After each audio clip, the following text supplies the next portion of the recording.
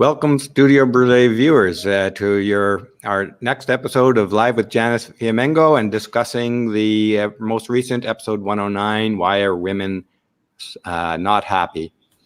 Oh, excuse me, I've got this. Yeah, that YouTube playing in my ears is playing back at me. So, anyways, I've got my patriarchal cigar here. I've got my patriarchal hat and my patriarchal scotch, so we're ready to get going. And we're going to introduce some patriarchal certified products from time to time. So today we're going to start with, whoopsie, let me see if I get this out here, patriarchal t-shirts. This one is available at Teespring. I think the links will be in the description. Be fair to feminists on the front, and on the back, treat them like any other hate group. And with no further ado, here is Janice Fiamengo to discuss her most recent episode. Hi, Janice. Hey, hi, Steve. How's it going? Pretty good, thanks. Excellent. I'm down here in patriarchal Dominican Republic as usual. Mm-hmm. Yes. Wow. Sounds nice. So that was quite an episode, and I was thinking while watching it, I really like these episodes that include a tie back into timeless issues like how to live a good life, how to live a life that leads to happiness. And this is much, much larger than feminism. This goes back to really the beginning of civilization, these ideas about a good and happy life, how to be happy. Mm-hmm. Yeah, and I should say off the bat, I am not a philosopher, and I'm also not a psychologist, so I'm really venturing into territory about which my opinion is no more valid than anyone else's, obviously, but this is something that's interested me for a long time. It probably was 4 or 5 years ago, one of my first interviews I ever had. The interviewer asked me this question: why are women becoming less happy? Does it have something to do with feminism? And at the time, I'd never heard of all these various studies, especially this really definitive one that I talk about in the video. And, I didn't even know that. I was quite surprised. I myself am a happy person generally, and I didn't know that various studies have shown that over the decades since the 1970s, women's reported sense of happiness and life satisfaction have both markedly declined. And at the same time, men's happiness and life satisfaction has actually increased. So that in the 1970s, women reported generally being more happy than men. In the 1980s, the lines crossed and men began to report being more happy. So even at the same time that the legal and societal disadvantages that men face have increased, men report feeling better about themselves and their lives than women do. And it seems as if almost the more social and legal advantages women are given, the greater their sense of grievance and dissatisfaction. So I don't know why that is. And when you're dealing with something as subjective as happiness, it's really hard to say. I told my husband, I was writing about this. He said, "Oh, come on, how can you measure happiness?" But it does strike me that we can maybe venture some guesses in relation to what feminist ideology has told women about how they should live their lives over the last 50 years and how that has affected women's sense of identity, sense of worth, and sense of satisfaction in the world. Yeah. One of the things I'd like to point out is that you're perfectly qualified to comment on this, because this is quintessentially a human thing, something we all share in common. And the only thing that separates the average person out there, the viewers, you and me, and the rest is that, and the people who write on this stuff, is that they've thought about it a lot. But we all have an experience of what makes us happy, and this is why the old philosophers, I think, what they say and write about this topic kind of rings true with people, because we've experienced that. Yeah. I mean, I've experienced times when I've behaved less than well and I've felt miserable, not just from guilt, but it's not a good experience to have to live with the idea that, I probably shouldn't have done that. I'm not going to do that again. Yeah. Yeah. Behaving badly does create unhappiness. I mean, it's so obvious. And I just thought, in its Yeah, own. in its Yeah. own right. And I thought that was a profound statement by the ancient philosophers, that happiness should be regarded less as a feeling, because of course feelings are ephemeral, and more as a kind of life predicated, I can't remember the exact phrase now, but predicated on reason and on the practice of virtue. And like the ancients and classical Christian philosophers, everybody really up until our own era, the notion that virtue had to be taught, and that there were a whole bunch of distinct virtues, charity, chastity, diligence, what are the other ones? Kindness, patience, fortitude, temperance, humility. I mean, there's a whole series of them. Self-restraint. I would like to say, just as you're listing those, every virtue you list there tends to enhance a social life, tends to enhance the ability to live together as a community. And human beings, as our social animal, we do not exist separate from other people. And I've had this discussion often, a couple of times, with some religious guys who study this idea of the prophet living alone in a mountaintop. And when you come right down to it, the point I was making with some of them is that they don't really live alone. They're not separate from society. People come to them, they bring them food, they ask them questions, they have a social life, in spite of, even if they sequester themselves inside of a rock room with a window out, they're still connected to their entire social, cultural community. And the very idea of them going there in the first place to meditate upon their topics, it comes from the culture that supports that action and that lifestyle, and raises that action and lifestyle to a kind of a status level. So there's no humanity, there's no individualism out that's totally separated from our social life.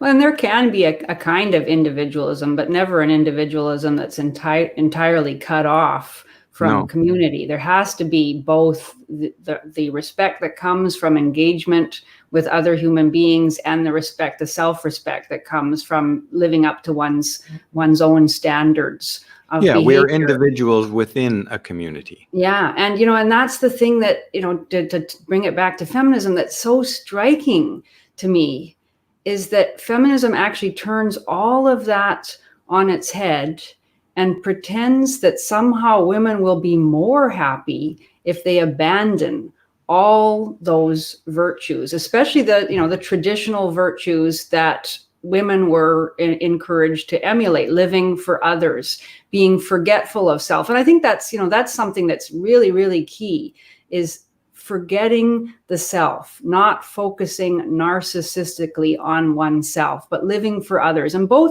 men have always done this. That's always been part of the ideal of the good man. And I think men still have those standards, standing up for the good, defending the weak, defeating evil, battling against, those are parts of the patriarchy. Absolutely. Looking after one's family. And, most men, if you talk to them about what their ideals are, they will give you some versions of those, contributing at work, making a contribution to society through work. And all of those involve a sense of responsibility, personal responsibility to one's community, as you said, and living up to one's own standards, and to some extent forgetting oneself, even if you're competing to be the best at your work. But it's about the work. It's not, solely about yourself. Whereas feminism is all about self-fulfillment. And you often throw the word narcissism in there. Yeah, and there's a reason why. Yeah. Because that's what feminism tells women,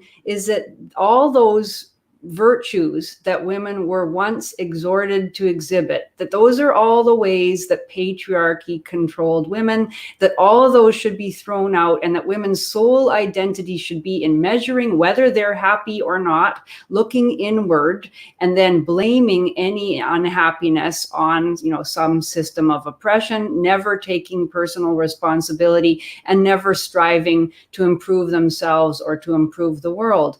And one of the things that I was so so struck by, and I sent this to you, I don't know if you want to put it up on the screen or we just talk about it, but it's this book that Mona El Tahawi, the Egyptian American activist who's been so much in the news lately after her appearance on Australian public television, calling for the killing of so-called abusive or violent men.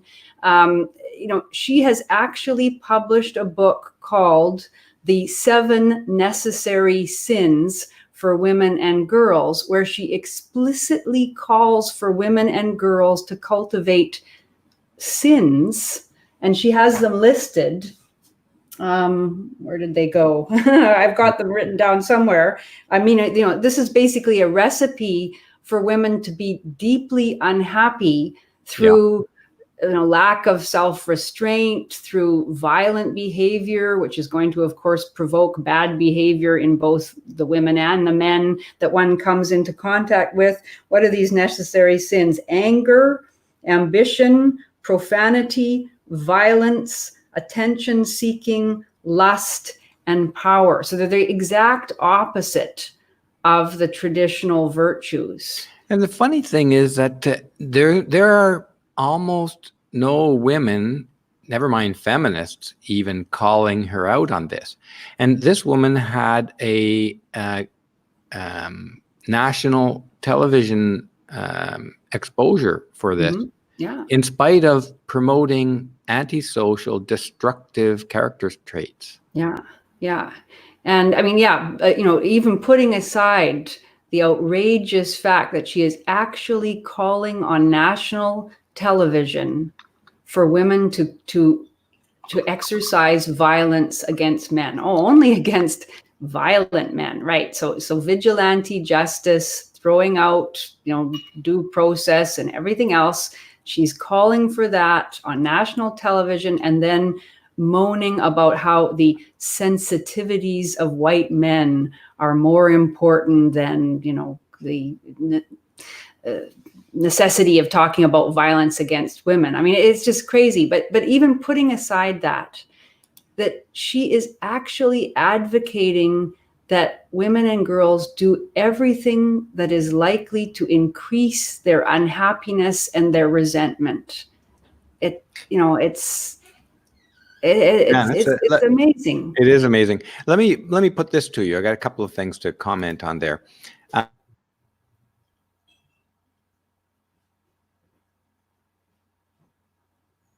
I've lost you, Steve.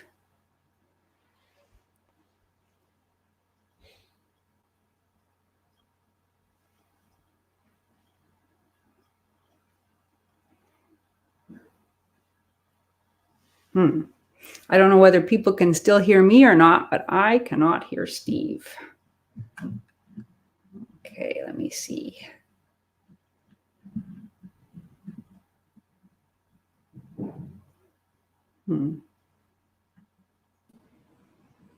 Hey, Steve. Hello, are you there? Hey. Yeah. Yeah, I lost you for a bit. I had a power failure here, which is not uncommon here. But that blipped out my internet, so I'm glad I'm back. I did want to comment on what you mentioned some time ago, that since the 1970s, women's happiness is down and men's happiness is up. Interesting, isn't it? Now, doesn't that parallel with the divorce rates are up and more men are refusing to marry? So it's a correlation and not a cause, but it's curious to me that if men's happiness is going up as more men refuse to marry or get through the divorce process and stay single, that's kind of a telling sign there.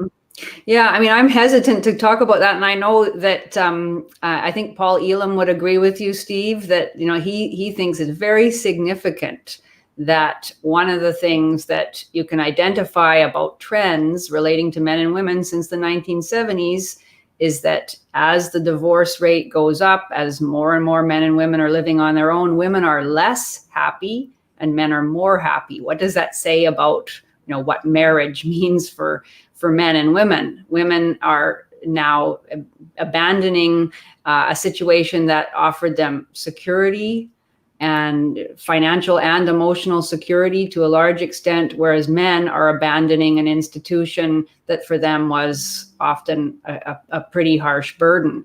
Yeah, I mean, I'm hesitant to conclude that that's the only thing going on, because I know a lot of men. A lot of stuff is going on for sure. Yeah, I know a lot of men are pretty sad that that they don't have the kind of long-term, secure, intimate relationship that they'd like to have with a woman for various reasons. So I think loneliness is a problem for both men and women in this era. But I do think it's fascinating that men are not reporting an increase in unhappiness. And it reminds me of what Professor Peterson has to say about happiness, about bearing one's burdens, that happiness comes through commitments, through shouldering. He's very much on the old school of that. Yeah, very much. And as a psychologist, as a trained and highly successful psychologist, we should give his word at least sufficient weight, because he's backing up and repeating basically what the old philosophers have said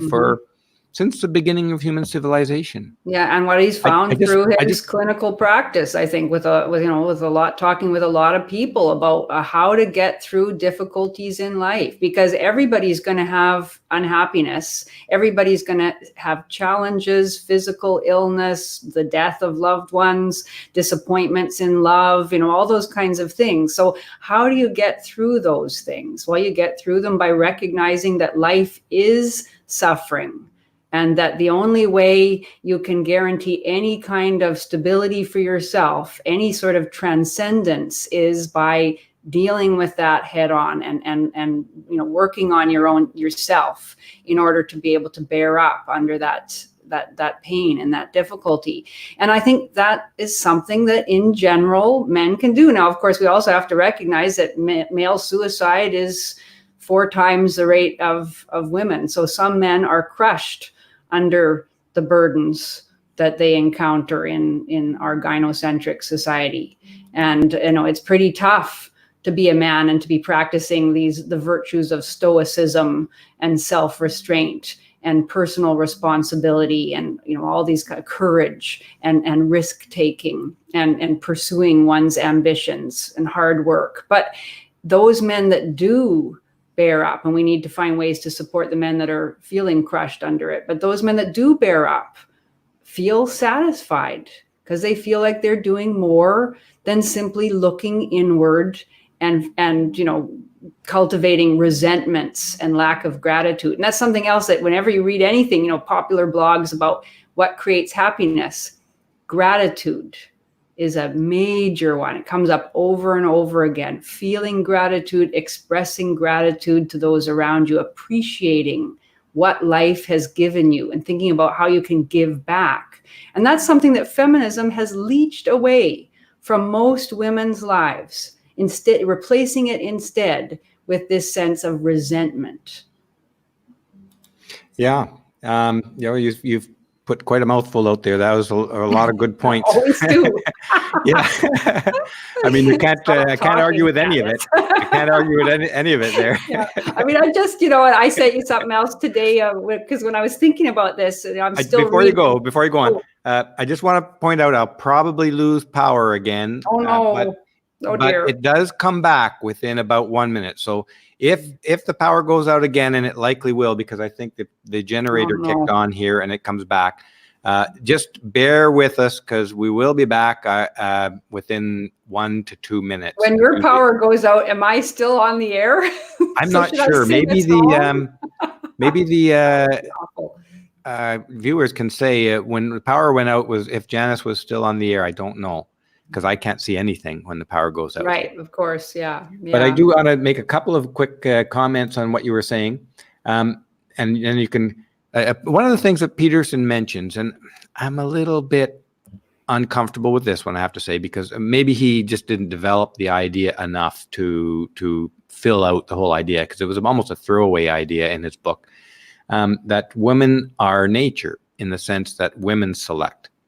And it's true, by and large, females do sexual select. They have the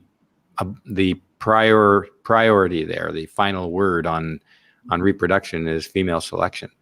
Yeah. So he equates female nature with nature, which leads into our other point that I remember seeing a lot of MRAs making, and some of them out of anger, some of them might have a point. Now, maybe you have something to say about this, that women in general destroy societies. That's a big one. It's a big one. And in a sense, it ties in with a larger idea of prosperity and say a success of a society. And there are problems that come along with prosperity, and that all kinds of people who don't contribute anything and are destructive in a sense can benefit and even dominate in an overly prosperous culture.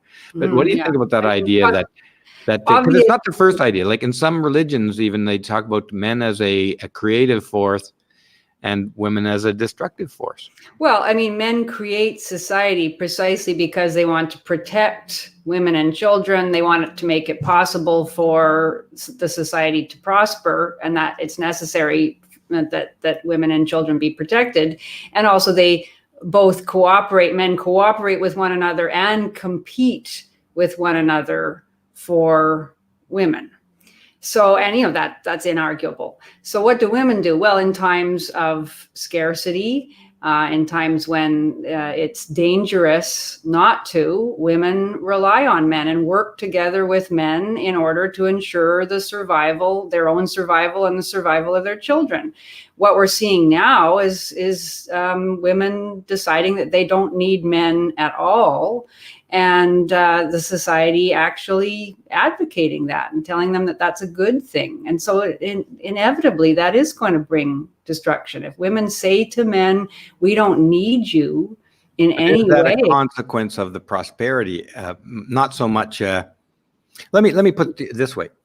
Well, you can say that feminism is a consequence of prosperity. I mean, you made that point in your video, and it's absolutely true. There is no way that the particular groundless resentment and declaration by women that they don't need men, there's no way that could they would make it in tough times. They would never make that point. They would they would praise men and say, well, you support us, please. Exactly. Let me make a side an additional point to that it's generally understood, and I think with reason, that women are net consumers and men are net producers. And this shows itself in taxes. Yeah. Men pay something like 75% of the taxes, and yet women use the majority of socially provided resources. Yeah. So that's if you treat, I made this point in a Twitter comment once, quite a while ago, and it generated a lot of anger from some women. But I made the point that women don't destroy societies, but they are net consumers. And if consumption outstrips production societies fail. And it doesn't matter who's doing the consuming and production. Right, or why. Yeah, and one of the things that women have traditionally done is to encourage men to be the best that they can be, and therefore to improve society in general. And by holding men this productive behavior, by rewarding men for being the best that they can be, the most productive, strong, risk-taking, courageous, etc. That's a gynocentric kind of impulse, but what it leads to is social productivity. Now the opposite is going on, and women are telling men, we don't need you in any way. You're absolutely. And some men are withdrawing. Yeah. When I was doing computer services to small businesses, I ran into several guys who had literally unplugged from society. These guys were dealing only with cash, and they were doing only cash work. I've read about guys like that. Yeah. And they were building their own houses with their own hands, with their own cash, because they had, by staying plugged into society, they had no way to survive anymore. So they had decided to, and they would pay me only in cash, when I went to do the computer support work for them. So yeah, you're driving some productive men right out of society.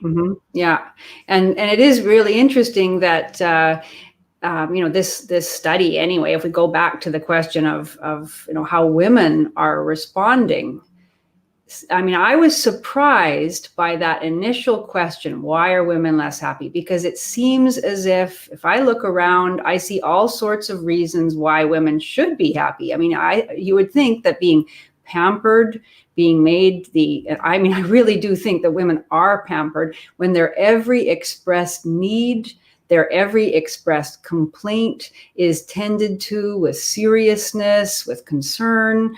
When they're even bad behavior by women, they're marching in the street wearing their pussy hats, declaring themselves nasty women, etc. When I all think of you have that a is, buzz going on there or something. yes, sorry, I think that's my phone, which I had turned off, but it seems to be buzzing. It'll stop in a minute. Sorry about that.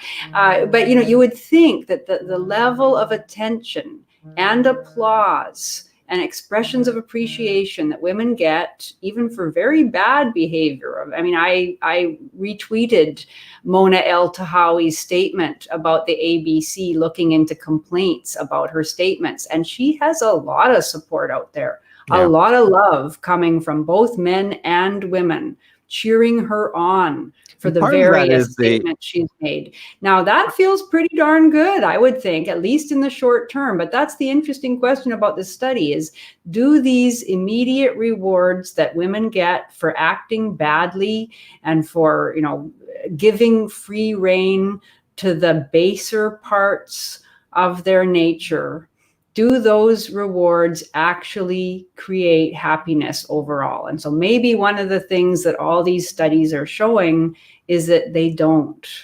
Yeah. And so I'm hopeful about that, in that, I don't, because right now we're in a situation where the lack of empathy that women have for men, and that men have for men, indeed, is a serious concern in our society, and the lack of authority that men have to say no to women.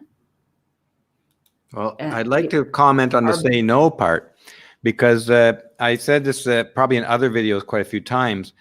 Joseph Campbell makes a point that to be a man, you're not a man until you can say no to women. I think I might have spoken about this in these live streams before. Yeah. Because it means really you're not independent. And really saying no to women means you also have to be an independent man from your mother, in a sense. I want to make just one point on the consumer versus producer things. It's not unexpected that women would be net consumers and men would be net producers. This is connected right to biology. Of course. Human beings, of course, as to say the obvious here, we grew up in a wild world, and women were very, very vulnerable, and still are. Even with all of our modern success, there's still a vulnerability about gestating 9 months with that giant baby, and then having to deal with a baby who seems to be intent on killing itself for 2 years, with grabbing every dangerous thing it can find. So there's a lot of dependency built in biologically to women. And men have had to evolve, men have evolved to provide and accommodate that vulnerability. So it's not, I don't, like sometimes the experience I got when I put out that tweet is that it's ridiculing women, but it's not. It's just a reality. Women Although have fewer to and be fewer net women, consumers. fewer and fewer women are having children these days. So the situation is certainly changing. But it's definitely not like it was like even 200 years ago or 500, but even 50 years ago. 5,000 years ago. Yeah. Even 50 years ago. Now there's much less of dependency. But it's still what they use for being more independent is provided for by men. Men's taxes, men's labor. So creating a situation in which men are disincentivized to contribute their taxes to the state, to contribute their labor, and any kind of, to make any kind of contribution at all, contributing to that kind of a situation is ultimately destructive both to men and to women themselves. Well, obviously to the entire society. So to me, it's a somewhat hopeful sign, maybe, that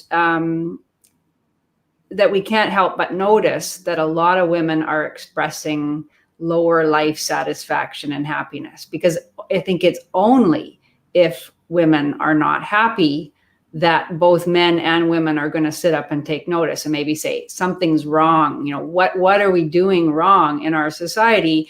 And isn't it true that feminism is actually failing to deliver on its stated aim? If it can't even bring happiness to the people that it claims to advocate for, then surely we can start seriously questioning whether it has any utility at all. So that's the one good thing, I think, about this study and other studies like it that show that women are unhappy. But of course, feminists are going to continue to claim that the reason that women are not happy is not because the goals of the feminist movement are wrong and are destined to destroy society and create devastation for both men and women, but that in fact the goals of the feminist movement have not been able to be achieved yet. Just like socialism, right? The same. We haven't. Previous socialist failures weren't implemented the way they should have been. Like it wasn't real socialism. It wasn't real socialism. Men have somehow always managed to benefit from feminism rather than vice versa. Exactly. This brings me back to an idea here that this is political. This will be political by default because it can't be any other way. People grow together when they confront a common enemy. And by enemy, I don't mean like somebody necessarily trying to kill you, but adversity. Nature itself, perhaps. By confronting adversity together. If your future prosperity is dependent on your cooperation, you will grow to love each other. And this is, I think, the wedge that the socialist government is putting between couples in families, and why it's useful at destroying society, is that now it seeks your relationship to the government is more important to your survival than your relationship to your husband. Now, I'm in favor of. I'm not as, I wouldn't say I'm a what do you call that, libertarian, but I do believe that we should be having strengthening laws that the future of a married couple is dependent on their survival as a couple. And I think people in general will be happier if the laws made you suffer more. It's not made you suffer more. Men suffer for divorce hugely. But I'm saying that I guess I'm a conservative. If there are constraints, I think that's it. Not that we want anybody to suffer in that sense, because yes, men are already suffering terribly, but that actually people are better off, just as children are better off, when there are constraints, when there are challenges, when there are ideals to be met, when you face consequences for bad behavior, for antisocial behavior. This is not to say that women are children, but it is to say that women are now being rewarded for all sorts of behavior that is ultimately both self-destructive and antisocial. And it's a no-brainer that that's a disastrous policy. So I would agree with you.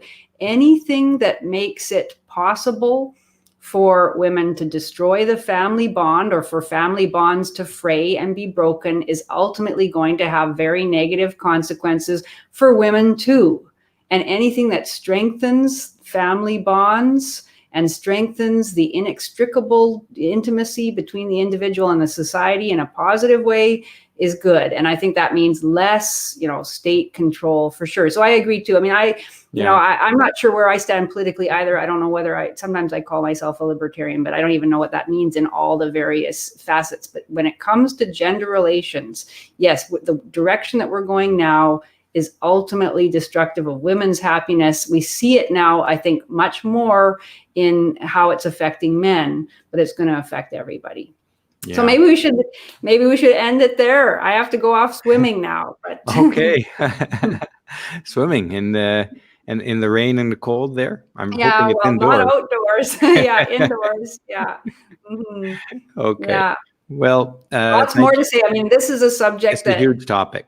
I don't it's want people to huge. get the impression that I'm for government control. No, I'm for No, less absolutely government not. control. Less And when I government. say that a couple's future should survive on by their own work, I mean not with this giant safety nets. Some degree of safety net, I suppose. Yeah, I don't sure, know, absolutely. Yeah. but Well, we don't. Nobody wants people through no fault of their own, to fall into destitution. Nobody wants that, obviously. But to create situations where couples are actually better off separating. or at least one party is. Yeah. Mm-hmm. Yeah. Yeah. Well, where There's more money. incentivized. Yeah. Yes, where more money is coming into the home when the couple divorces, that's a recipe for social disintegration, Oh, absolutely. obviously. And destruction of society. Yeah. Mm-hmm. So, I mean, that ties into some people's claim that women destroy societies. But I'm thinking that's maybe a bit strong rhetoric. I think that I tend to think that women are the consumers, and when the government then becomes the producer from the woman's perspective, then the woman then doesn't see her husband as a necessary part of her life. The first few little arguments, and she's thinking, my real husband is Papa Government, so ciao. Yeah. Ciao, Daddy. Well, and it does seem that inevitable or unarguable that if you have a situation that doesn't demand that women be their best selves and that they give back to the men in their lives, to their children, then you simply are enabling very bad behavior on the part of women. And I just, and that's the same for men too, but the social situation that we have now isn't doing that to men to the same extent. It is maybe to a certain extent. So, so that's going to make women less happy and also generally destructive to those around them. And maybe that's why men are happier when they get divorced or not marrying. Because, they're avoiding. It's hard to avoid the fact that a lot of your friends are miserably married. Yeah, miserably married. Mm-hmm. At least then some of those men are able to protect themselves from some of the more devastating consequences of being in a relationship with a very destructive woman.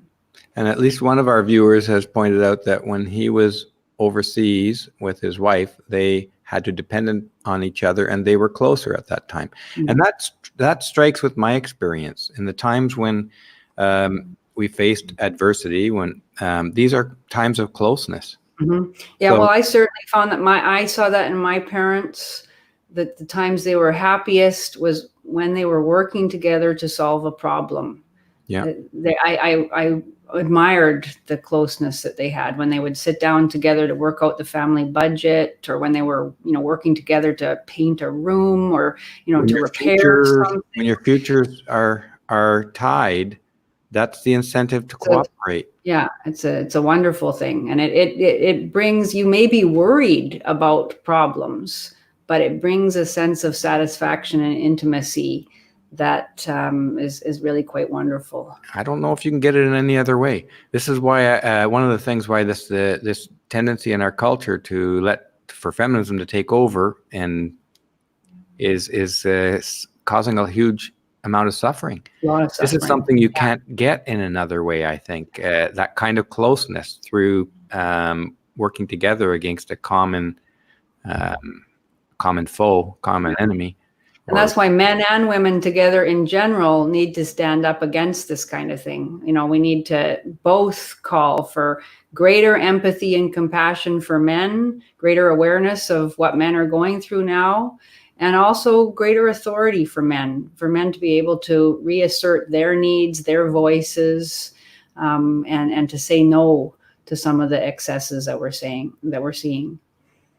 So, okay, let's end it there. I better get going. Okay, thanks, Janice, and enjoy your swim. Thank you, viewers, for joining us, and don't forget to check out the certified patriarchal products. Good night, and see you all next week.